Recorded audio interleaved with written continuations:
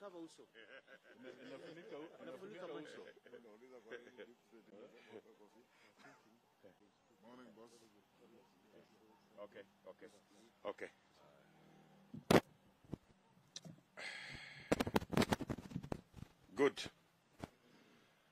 Good morning, ladies and gentlemen, and welcome to this press conference of the Kenya Kwanza Coalition.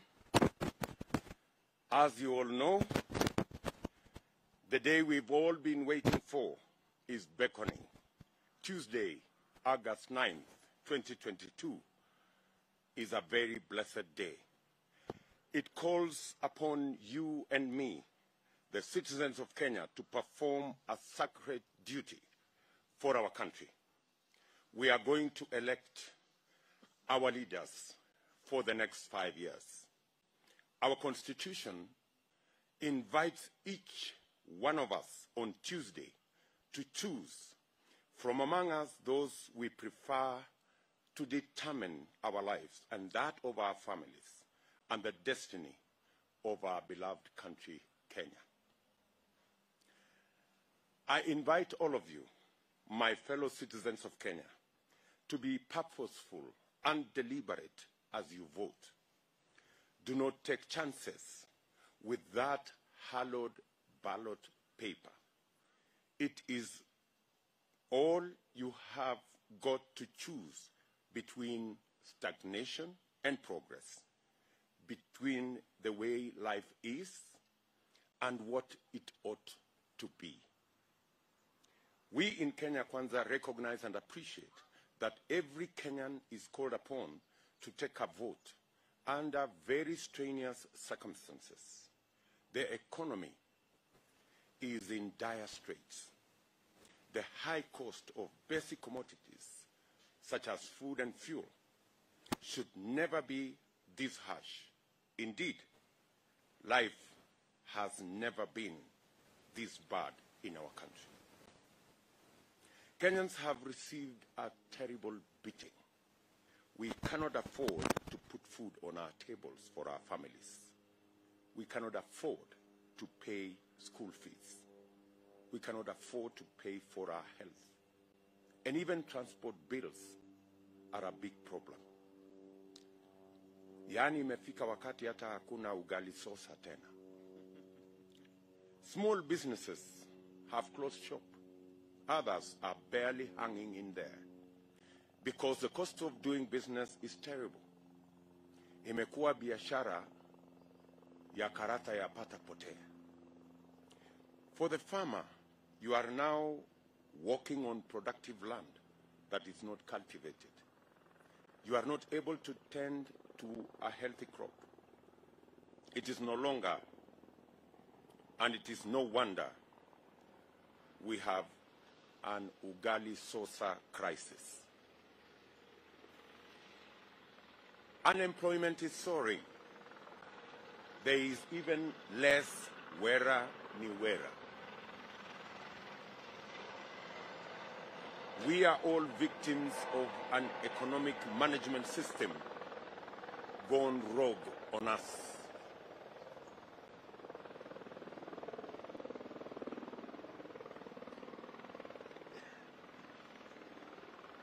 Let's allow that noise to go down.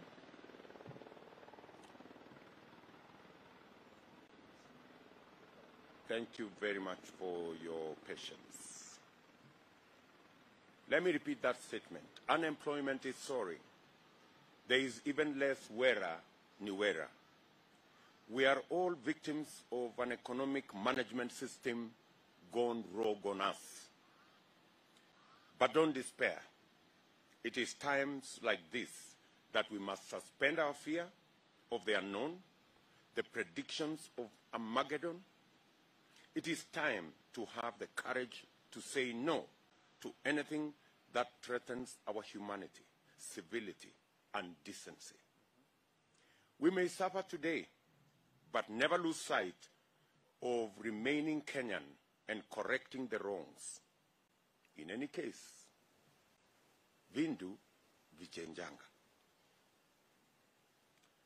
To do that, we must believe in a better tomorrow. but it is our duty to make that better tomorrow.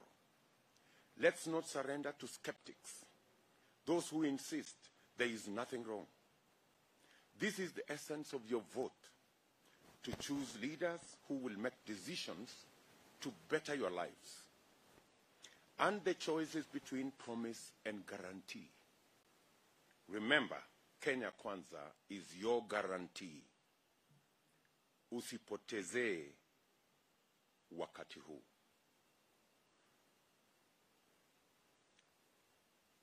Kenyans, we have worked with you on this journey of reflection on how to remodel our country.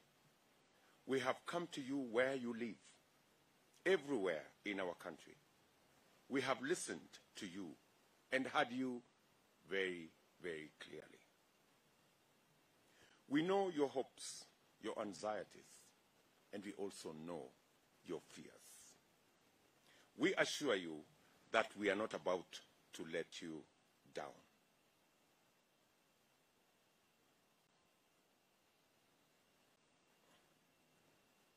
Sorry.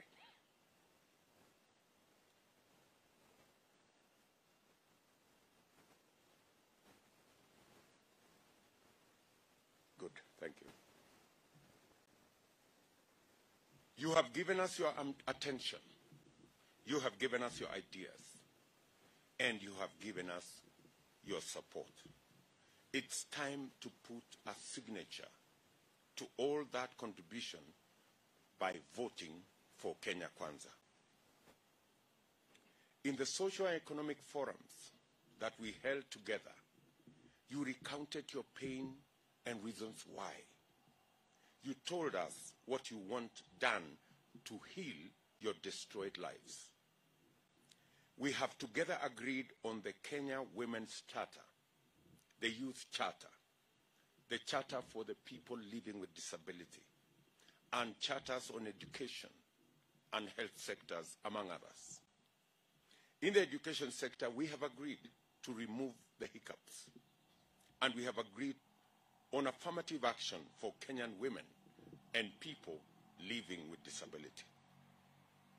We have agreed on and signed county economic charters. We have developed an authentic, homegrown Kenya country plan from these charters. We thank the legendary Mama Mboga, boda, shoe shiner, saloonist, farmer, fisherman, hawker, and construction worker for this great achievement. You gave us a template from which we are going to deliver better living for all Kenyans. This is what gives us the confidence that we are together on the wishes and hopes of the majority of the people of Kenya. We have agreed that from day one in office, our work will be, among other things, to tackle the punitive cost of living so that each and every one of us can afford to go about their lives. We have agreed to reduce the cost of doing business so that industry can thrive, opportunity can abound, and opportunity for employment can be a reality. We have agreed to tackle runaway corruption, including state capture, budgeted corruption, and financial wastage. We have agreed that we will guarantee universal health coverage for all Kenyans, where each and one of us will have a cover, and the public hospitals will be stocked, and necessary equipment and medicines will be available. We've agreed that we will arrest the draining public debt through forensic identification of wasteful borrowing for non-essential expenditure, so as to reduce the snowballing high taxation.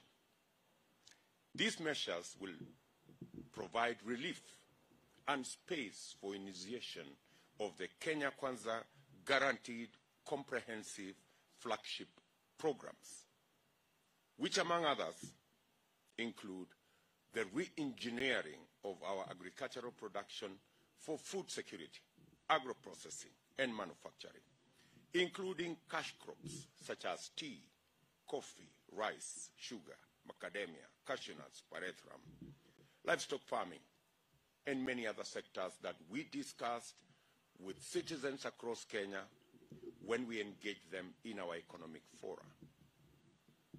And as I said last night, we reached out to close to 100,000 Kenyans in our economic fora.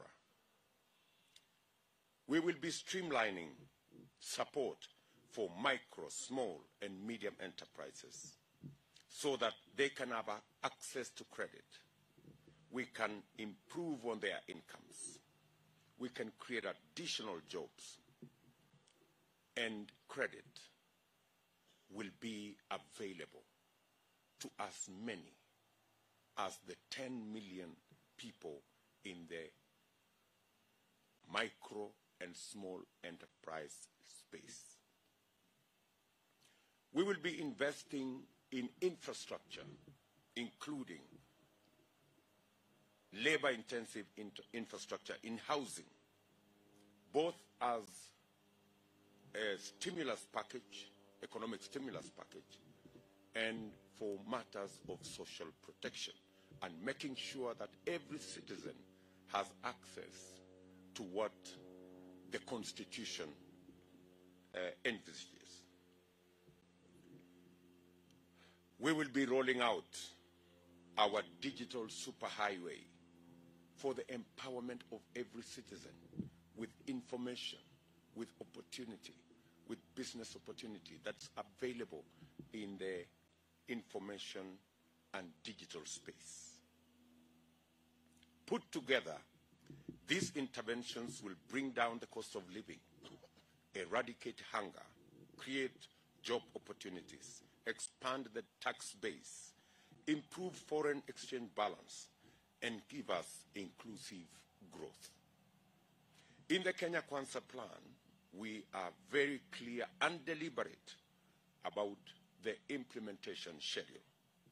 We know what are the quick wins. We know what should be done in the short term. We're very clear about what to do in the medium term. And we are very certain about what to do on the long term. We also know what should not be done.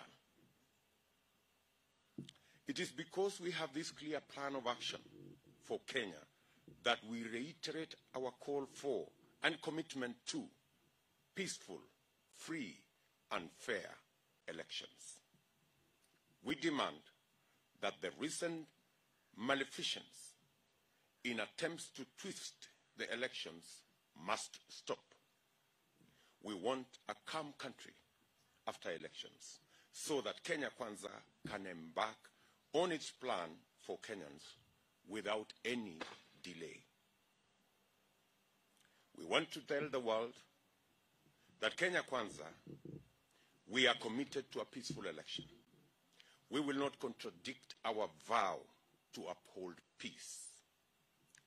We ask every supporter of Kenya Kwanza across Kenya to conduct themselves peacefully, to vote peacefully, and wait for the results peacefully. We submit to peace, not because we are shy or fearful, but because we understand the need to have an environment to invigorate our ailing economy that needs all of us to fix immediately after the election. For this reason, we reassure all investors, local and foreign, of protection of their enterprises and businesses. We welcome all the local, regional, and international partners of goodwill to come and assist in reawakening the giant that's the Kenyan economy. Ours is a coalition for change, and we invite you to be part of this change. Our policy is that there is everything for all of us. Kenya is a land of plenty, but only if we can bake the cake together and share it together. Indeed, any interference with the elections or sabotage of elections by rogue state functionaries will be a betrayal of Kenya's right to build a functioning and inclusive economy. It is to overthrow the Kenyan dream for a better and brighter tomorrow. Kenya Kwanza remains hopeful and vigilant and will not be part of any scheme to undermine or to sabotage the election. Let each functional institution offering support to IEBC keep to its lane and leave to IEBC its mandate to conduct elections without any interference or blackmail or intimidation. We believe that IEBC have the capacity to handle this election. We believe that the men and women in the IEBC have what it takes to deliver a free and fair election. All hands should be kept off. We appeal to Kenyans to turn out in large numbers to exercise their right of political participation. We implore you, all Kenyans, to ignore intimidation or coercion or bribery or blackmail, and also ignore the lies. Don't buy into fear. Vote for mabadiliko ya uchumi, kazi ni kazi, na pesa mfukoni. Finally, we are indebted to Kenyans for their kindness. You have stood with us throughout this journey. You welcomed us in your homes, in your villages, in your markets, in your towns, without reservation. Your optimism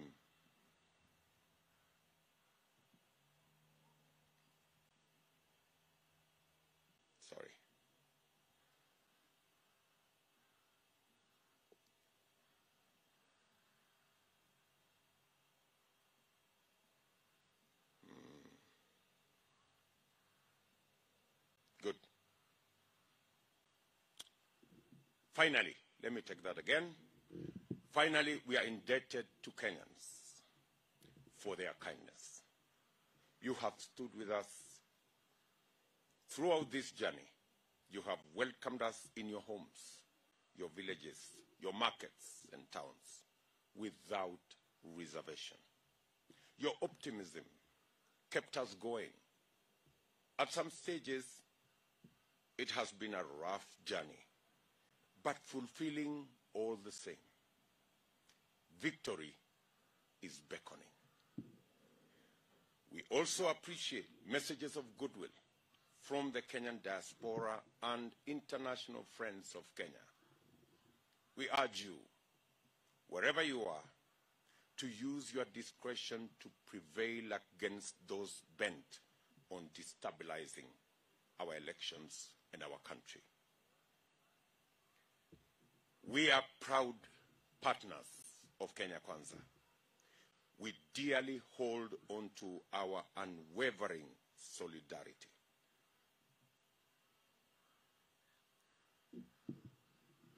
And let me take that again. We dearly hold on to our unwavering solidarity and studious commitment to the ideals we stand for.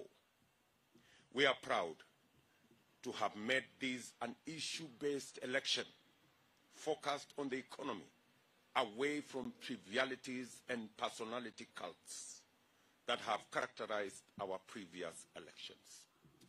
Kenyans, and Kenya's strategic importance in the region and internationally must be safeguarded by all. This is what has brought us to this age of victory. We pray in the words of our national anthem, "Let one and all arise with hearts both strong and true. Service be our earnest endeavor. And a homeland of heritage of splendor, firm may we stand to defend." Kenyans, dear Kenyans, see you on the other side of a victorious Tuesday. God bless you, and God bless our great country, Kenya. Thank you very much. This is our final statement and our final call to the people of Kenya. This is going to be a historic election. In many ways, it's going to be a historic election. This is going to be an election that is going to finally confirm that it is the people who hire and fire governments. The people of Kenya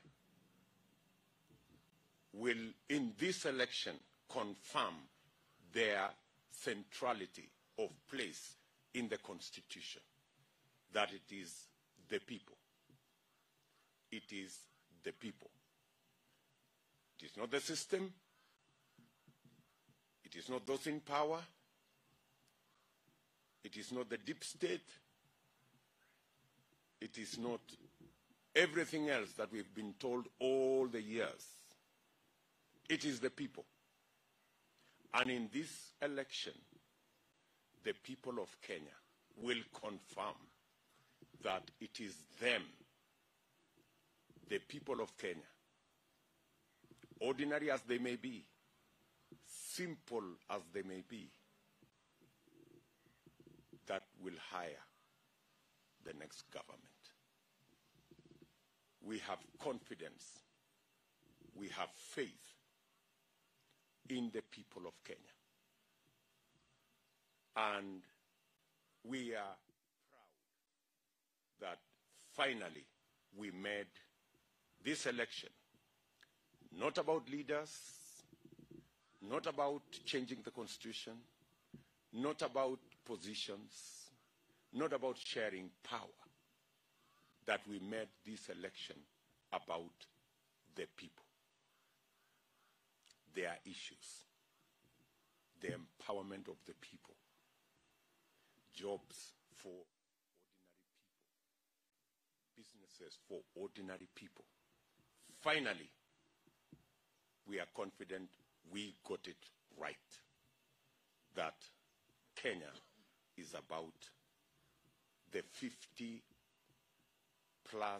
million Kenyans. It's not about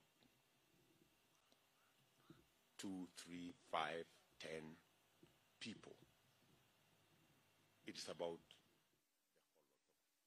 whole of them. We are very proud at the verge of this election. Finally, we have managed to relegate ethnicity to the back burner, to relegate division to the back burner. That today we stand together as the people of Kenya, irrespective of where we come from, irrespective of the spelling of our names, the faiths we profess.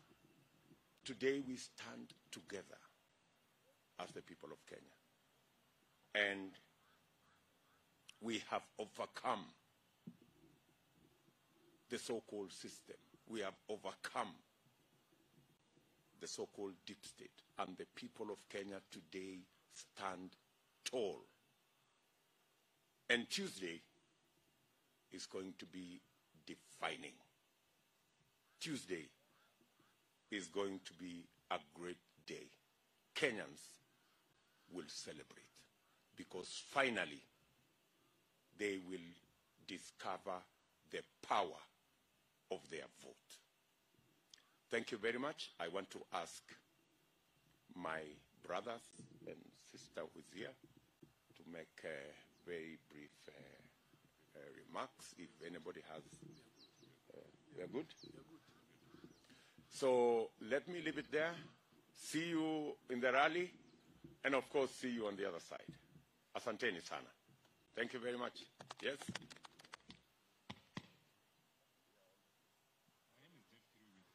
Yes. Yeah.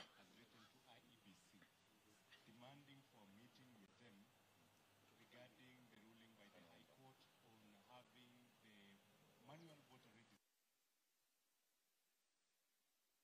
At the polling stations. Those are, Jeff, those are administrative issues. Our chief agent has a job, and I think he's doing his job. We are ready for this election with a manual register, without a manual register, with whatever register. We are ready for this election, whatever the register, whether it is handwritten or typed or digital, whatever it is, we are ready for this election. Thank you very much. Okay.